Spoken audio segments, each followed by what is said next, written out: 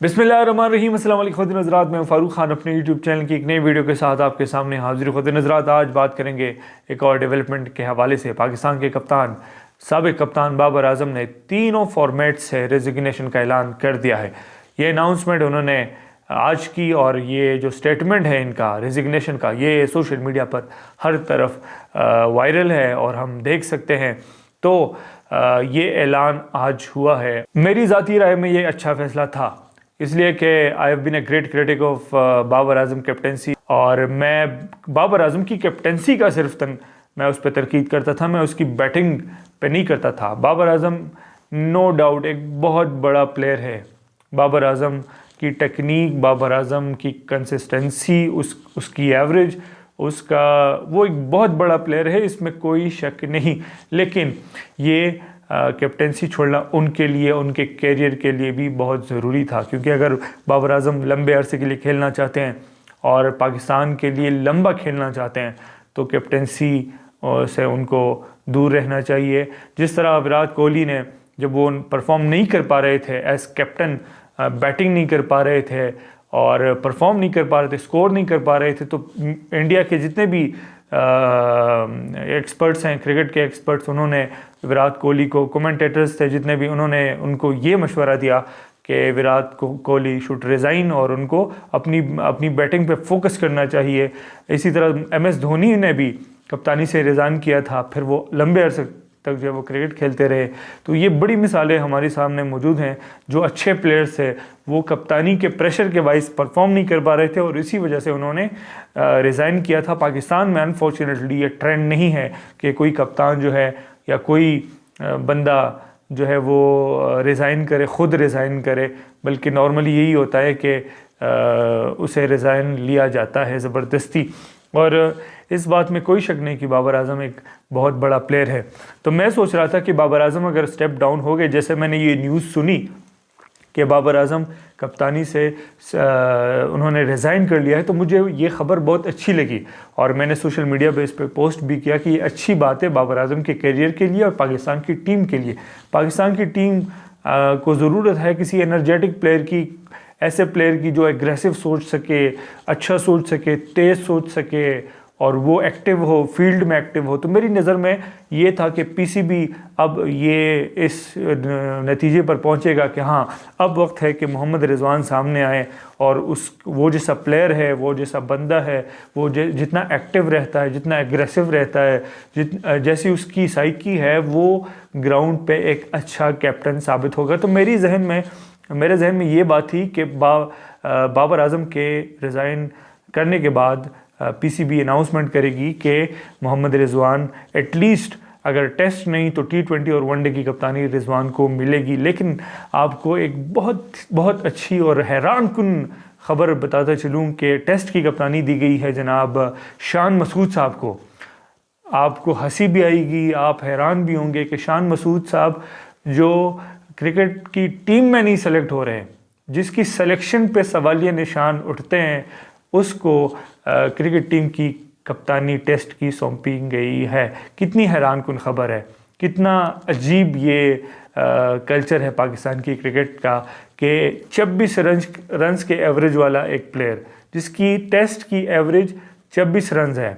अरे भाई, 26 रन्स तो इफ्तिखार की T20 की एवरेज है, 28 रन उसकी एवरेज है और 26 शान मसूद की टेस्ट की एवरेज है, उसको कप्तान बना दिया गया। ये ऐसा ही है जैसे आप किसी क्लास 4 को यूनिवर्सिटी का वाइस चांसलर बना दिया, किसी सिपाही को आप DIG बना दें, या आप किसी चोर को मुल्क का वज़ीर आज़म बना दें। ये तो खैर नॉर्मल है इस मुल्क में, लेकिन इसी तरह ये चीज़ें जो है वो चल रही हैं और पाकिस्तान की क्रिकेट के साथ ये खिलवाड़ हो रहा है, ये मजाक हो रहा है कि शान मसूद जैसा प्लेयर जिसका कोई परफॉर्मेंस नहीं है, भाई 26 रन्स के एवरेज का एक प्लेयर, उसको कप्तान बना दिया गया है। तो मैं हैरान हूँ और हैरानगी होनी भी नहीं चाहिए वैसे, क्योंकि जो चीज़ें मुल्क में हो रही है ना, तो उसको देख के you should not be surprised कि मुल्क में क्या हो रहा है या क्रिकेट में क्या हो रहा है। जिस तरह के फ़ैसले मुल्क में हो रहे हैं, अब शहबाज शरीफ आपका वज़ीर आज़म बन सकता है, तो भाई शान मसूद आपका क्रिकेट का कैप्टन क्यों नहीं बन सकता।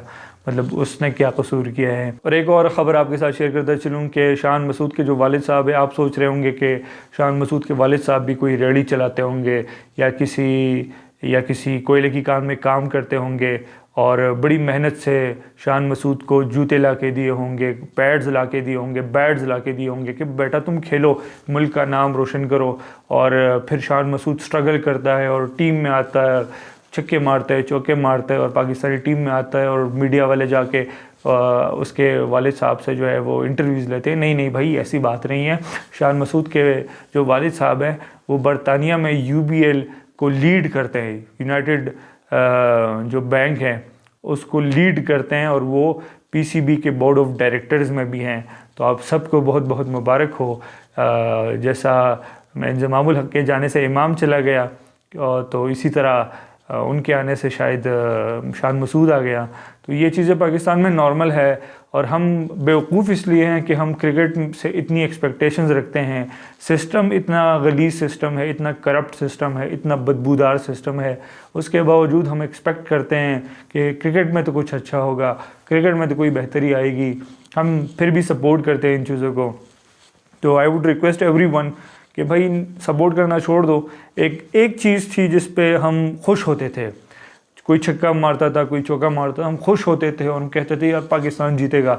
और वो एक हुब्बुल वतनी जो उस चीज़ में थी और जो जागी हुई थी इस वर्ल्ड कप में, हमने देखा कि यार लोग सपोर्ट कर रहे थे अपनी टीम को, इवन दो कि they were so disappointed with the rest of the things, but they were literally supporting their team और अपनी टीम को, अपने कैप्टन को वो throughout the world cup support कर रहे थे। नो मैटर के बाकी के हालात कितने बुरे हैं, नो मैटर के उनको 300 रुपये का पेट्रोल पड़ रहा है, नो मैटर के उनके लाइफ एट रिस्क है, उनकी गारंटी नहीं है ज़िंदगी की, वो घर से निकलते ही कोई मोबाइल छीन ले, कोई बटवा छीन ले, उनको ये परवाह नहीं थी। They were still supporting Pakistan cricket team. और उसके बावजूद भी पाकिस्तान क्रिकेट टीम पॉलिटिसाइज हो गई।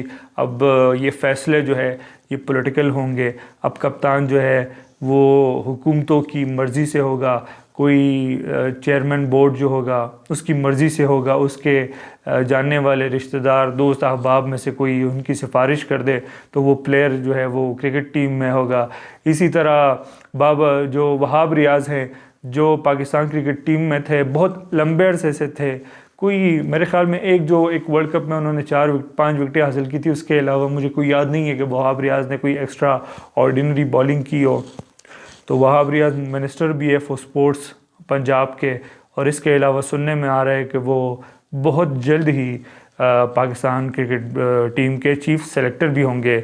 तो मेरी रिक्वेस्ट है तमाम जो फैंस हैं, जो क्रिकेट फैंस हैं, क्रिकेट लवर्स हैं, उनसे मेरी रिक्वेस्ट है कि भाई हर्ट ना हो, डिसअपॉइंटेड ना हो। इसकी वजह यह है कि क्रिकेट भी इस सिस्टम का ही हिस्सा है, ये कोई अलग चीज़ नहीं है। अगर पूरा सिस्टम ख़राब है तो ऐसा नहीं हो सकता कि क्रिकेट और क्रिकेट बोर्ड जो है वो साफ़ शफाफ हो, उसमें मेरिट पे भर्तियां हो, उसके प्लेयर जो है वो मेरिट पे आए, ये पॉसिबल ही नहीं है। जब पूरा सिस्टम ख़राब है तो ऑब्वियसली पाकिस्तान क्रिकेट बोर्ड में सियासी भर्तियाँ होंगी, ऑब्वियसली जो चेयरमैन है वो सियासी आएगा, ऑब्वियसली वो जो चीफ सेलेक्टर खिलाएगा वो सियासी अपने मुफाद के लिए खिलाएगा और उसको लेके आएगा। अगर वो चीफ सेलेक्टर आएगा तो वो प्लेयर्स को भी अपने मुफाद के लिए लेके आएगा, कोई उसका जानने वाला, कोई रिश्तेदार, कोई भतीजा, कोई भांजा। तो ये क्रिकेट जो है ना, ये भी उसी तरह चल रही है जिस तरह मुल्क चल रहा है। तो do not expect a lot from this country and from this cricket system, sports का जो हमारा सिस्टम है। Thank you so much, have a great day, अल्लाह हाफिज़।